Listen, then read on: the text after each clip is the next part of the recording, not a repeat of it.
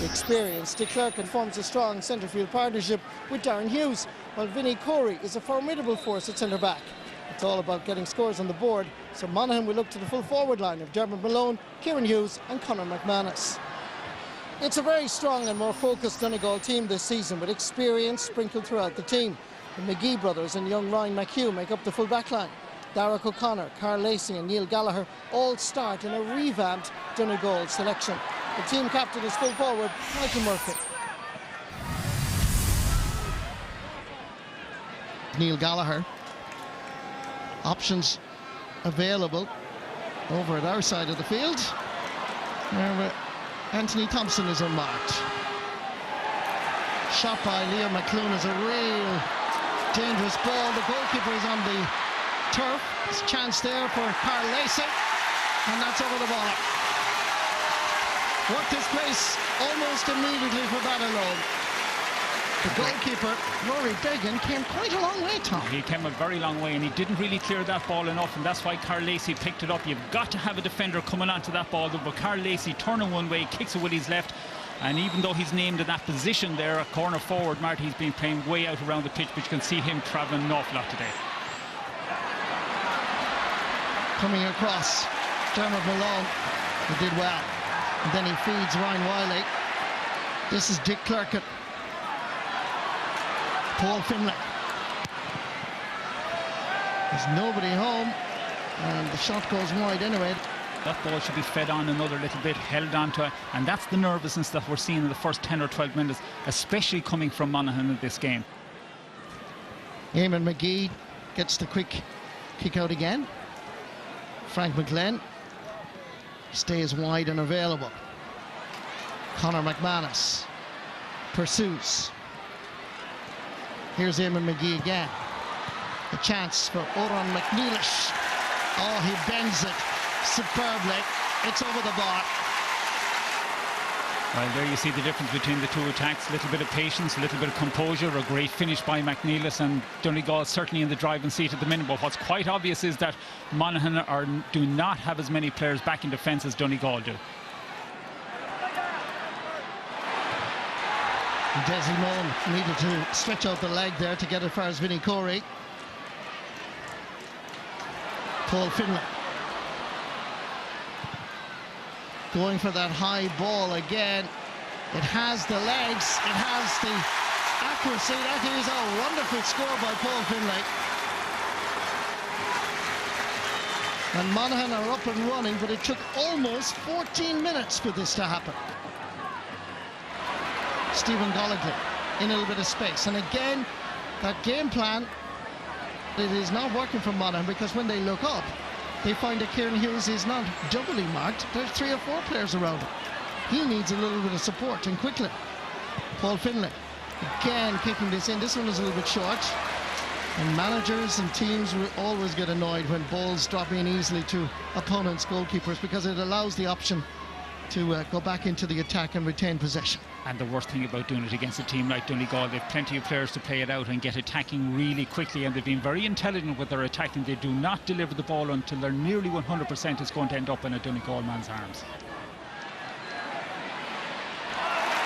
Fabulous catch by Neil Gallagher. And you can do it when just like Carl Lacey. Good option.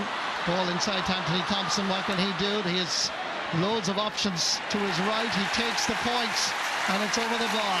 That was the first time really that you could say that Monaghan just looked a little bit exposed, that Thompson had the vision to spray the ball to his right. But what a catch by Neil Gallagher. Yeah, and you can do that when you have a player out there who's able to jump like that, feel like that, and it's the delivery of the pass. I mean, that is a great score.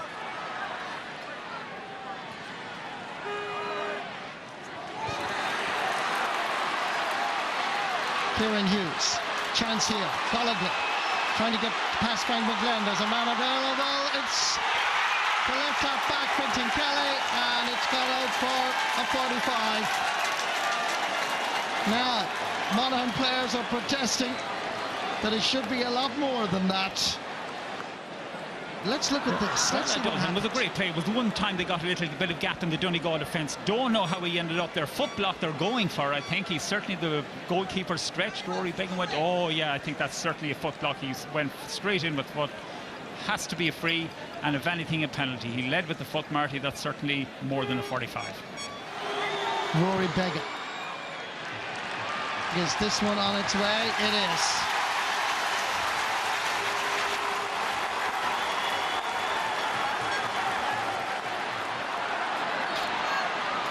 Donegal regain possession. Paddy McBrearty. Miskicked, miscued, but well gathered by Leo McClune. Back out for Zora McNeilish. Looking for the run from somebody coming through the middle. He decided to go at it himself, and he scores his second point of the game.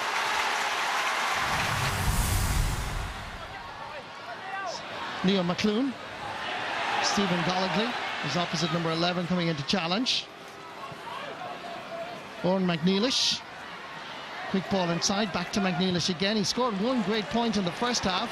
He really had to fly kick this one, and under pressure, put it over the bar. Yeah, another great score. All his points have been excellent, and it wouldn't be hard to be the highest scorer from play. McNeilish is, and those are the type of points that are so crucial for Donegal and so hurtful for Monaghan. It's just simple points.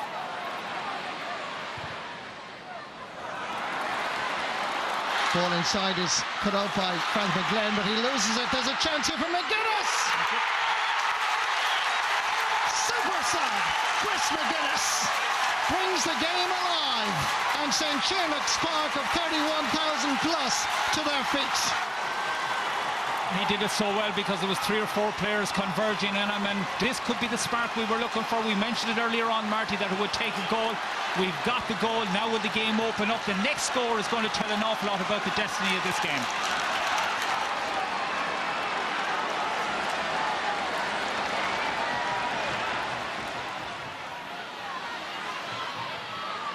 Neil McGee gets by Desi Moore. He's straight through. He lays it off. It's Anthony Thompson. What can he do? There's a pass inside, and it's gone screaming over the crossbar. But there was a goal opportunity, if only for a second.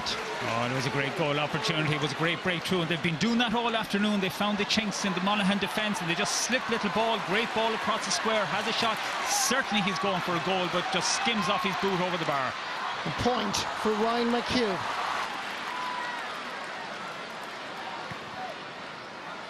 Two number 5s, Anthony Thompson and Desi Moore.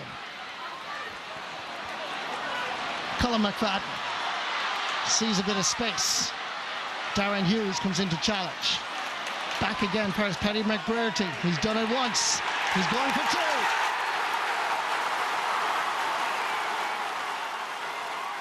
McFadden just being able to slice through the Monaghan defence much too easy, much too simply. Gives back a great ball. Nobody really picking up. It was the other end of the pitch. There'd be 3-4 players on him, and all Donegal have done here, Marty, is soak up the pressure after the goal that Monaghan have thrown at them, and have responded with 2 superb points.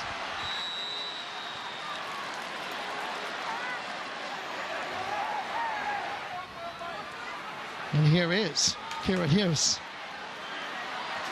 That's 3 Donegal defenders. Decides to have a goal, and that's over the bar.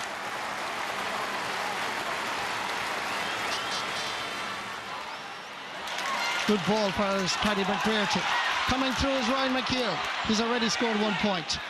They converge on him. He gives it back to McBrearty, and that is over the bar. Excellent play by Paddy McBrearty. And those scores, you can nearly predict them. You can see them happening. They're building, and then one player comes off the shoulder, delivers the ball, so selfless, and a simple point.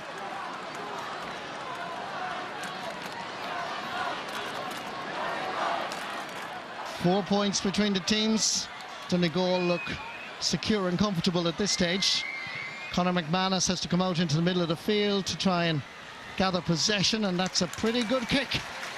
And that is Conor McManus's first score in this Ulster final after 71.5 minutes.